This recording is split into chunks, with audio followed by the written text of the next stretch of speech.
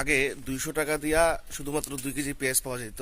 এখন 200 টাকা দিছে 2 কেজি পেঁয়াজ, আলু, রসুন, ঘরের ব্যাটারি নিতে বলছে। দেখি কি কি নেওয়া যায়। পেঁয়াজ কত কেজি? কম সম কত? 40 টাকা রে, আলু 40 টাকা আসতেছে।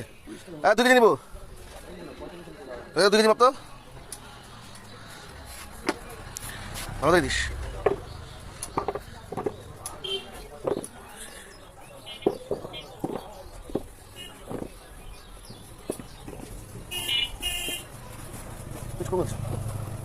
আলু কত কেজি? আলু আলু যে কাঁঠালটা কত?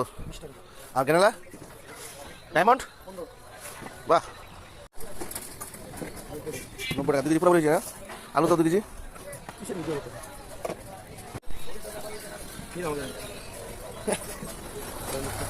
বাবা রসুন কত? রসুন 240।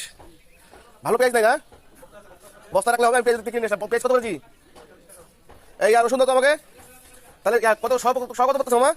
হ্যাঁ 24 টাকা 100। তুমি 200 গ্রাম দাও মামা। 200 গ্রাম রসুন আর হলে একটা ঘড়ির ব্যাটারি দাও।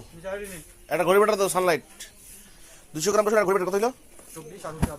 200 গ্রাম রসুন 20 কম রাখা যায় না? আচ্ছা তাহলে কত হলো? কত দেখো।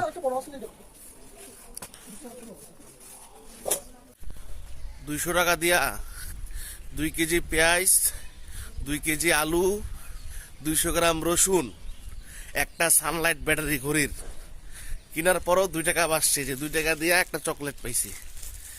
তবুও আমরা আগে ভালো ছিলাম।